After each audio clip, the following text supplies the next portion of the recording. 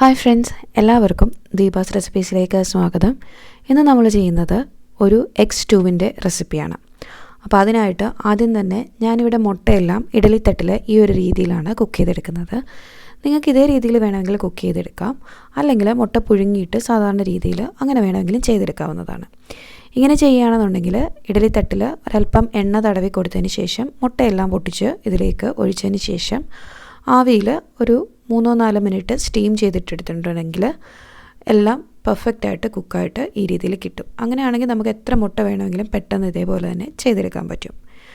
ഇനി ഈ സ്റ്റൂവിലേക്കുള്ള കറി തയ്യാറാക്കാനായിട്ട് ഒരു പാനിലേക്ക് അല്പം വെളിച്ചെണ്ണ ഒഴിച്ചു കൊടുത്തിട്ട് ആദ്യം തന്നെ ഞാൻ കുറച്ച് ഹോൾ സ്പൈസസ് അതാണ് ചേർത്ത് കൊടുക്കുന്നത്. ഒരു 4 ഗ്രാമ്പൂ, 3 ഏലയ്ക്ക, ഒരു ചെറിയ കഷ്ണം പട്ട, അത് രണ്ടായിട്ട് മുറിച്ചിട്ടിട്ടുണ്ട്.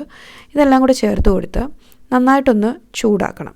ഒരുപാട് കരിഞ്ഞൊന്നും പോകണ്ട. ഒന്ന് ചൂടായി വരുമ്പോഴത്തേക്ക് ഇതിലേക്ക് ഇഞ്ചിയും വെളുത്തുള്ളിയും പച്ചമുളകൊക്കെ നിങ്ങളുടെ എരിവിനനുസരിച്ച് എണ്ണം എടുക്കാവുന്നതാണ്. അതൊന്ന് ചേർത്ത് ഒന്ന് ചൂടായി കഴിയുമ്പോഴത്തേക്ക് ഒരു ചെറിയ സവോള, വലുതാണെങ്കിൽ അരമുറി ചേർത്താൽ മതിയാകും, അത് ചേർത്ത് നന്നായിട്ടൊന്ന് ഇളക്കി കൊടുക്കുക. സവോള ഒന്ന് വാടി വരുമ്പോഴത്തേക്ക് ഇതിലേക്ക് ഞാൻ ക്യാരറ്റും അതേപോലെ തന്നെ ഉരുളക്കിഴങ്ങും ചെറിയ ക്യൂബ്സായിട്ട് ചേർത്ത് കൊടുത്തിട്ടുണ്ട്. ഇത് രണ്ടും വേവിച്ചതല്ല, പച്ചക്കാണ് ചേർത്തിരിക്കുന്നത്. അതുകൊണ്ട് തന്നെ ഇത് നമുക്കൊന്ന് വേവിച്ചെടുക്കണം. അപ്പോൾ ആദ്യത്തെ ഒരു 3-4 മിനിറ്റ് ഈ ഫ്ലെയിമിൽ വെച്ചിട്ട് തുറന്ന് വെച്ച് ഒന്ന് ഇളക്കി കൊടുക്കണം. ഇതിലേക്ക് ആവശ്യത്തിനുള്ള ഉപ്പും കൂടെ ചേർത്ത് ഒന്ന് ചൂടായതിന് ശേഷം ഇതിലേക്ക് നമുക്ക് 1-ാം പാല് ചേർത്ത് കൊടുത്തിട്ട് വേണം വേവിച്ചെടുക്കാനായിട്ട്. അതിനു മുമ്പ് കുറച്ച് കറിവേപ്പില കൂടി ചേർത്ത് ഇതിലേക്ക് 2-ാം പാല് ചേർത്തിട്ടാണ് നമ്മളിത് വേവിച്ചെടുക്കുന്നത്. 2-ാം പാല് കൂടി ചേർത്ത് കൊടുത്ത് അടച്ച് വെച്ചിട്ട് ഇത് വേവിച്ചെടുക്കുക. ഇത് വെന്ത് വന്നതിന് ശേഷമാണ് നമ്മൾ 1-ാം പാല് ചേർക്കുന്നത്. അപ്പോൾ അടച്ച് വെച്ചിട്ട് ഇത് കിഴങ്ങും ക്യാരറ്റും വെന്തോ എന്നുള്ളത് നോക്കുക. അത് വെന്തിട്ടുണ്ടെങ്കിൽ നമുക്ക് പിന്നെ വീണ്ടും ഇത് അടച്ച് വെച്ച് വേവിക്കേണ്ട ആവശ്യമില്ല. കിഴങ്ങൊക്കെ വെന്തിട്ടുണ്ട്. ഇതിലേക്ക് പൊടികളായിട്ട് ഞാനിവിടെ പെരിഞ്ജീരകത്തിൻ്റെ പൊടിയും കുരുമുളകിൻ്റെ പൊടിയും ഗരം മസാലയുമാണ് ചേർത്ത് കൊടുത്തിരിക്കുന്നത്.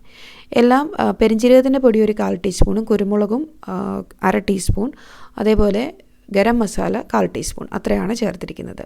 കുരുമുളകിൻ്റെയൊക്കെ പൊടി നിങ്ങളുടെ എരിവിനനുസരിച്ച് ചേർത്ത് കൊടുക്കാം. പച്ചമുളകും കുരുമുളകിൻ്റെയൊക്കെ പൊടി നിങ്ങളുടെ എരിവിനനുസരിച്ച് കൂട്ടിയോ കുറച്ചോ ഒക്കെ എടുക്കാവുന്നതാണ്. ഇതെല്ലാം ചേർത്തൊന്ന് നന്നായി മിക്സ് ചെയ്തതിന് ശേഷം 1-ാം പാല് ചേർത്ത് കൊടുക്കുന്നുണ്ട്. 1-ാം പാല് ചേർത്തതിന് ശേഷം നമ്മൾ കറി തിളപ്പിക്കാൻ പാടില്ല. എല്ലാം നല്ലതുപോലെ ഒന്ന് മിക്സ് ചെയ്ത് ഒന്ന് ചൂടായി വരികയേ പാടുള്ളൂ. അതുകൊണ്ട് തന്നെ ഫ്ലെയിം കുറച്ച് വെച്ചിട്ട് പാല് ചേർക്കാൻ ശ്രദ്ധിക്കുക.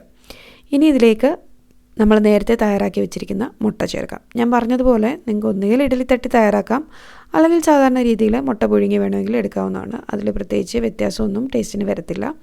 പിന്നെ ഇത് ഒരു ലുക്കിന് വേണ്ടിയിട്ട് ഇങ്ങനെ ചെയ്തു എന്നേ ഉള്ളൂ. ഒരു വെറൈറ്റിക്ക് വേണ്ടിയിട്ട് ഈ രീതിയിൽ നമ്മൾ ചെയ്യുകയാണെന്നുണ്ടെങ്കിൽ മുട്ട കിടക്കുമ്പോൾ ഇതിന് വേണ്ടി ചെയ്തു എന്നേ ഉള്ളൂ.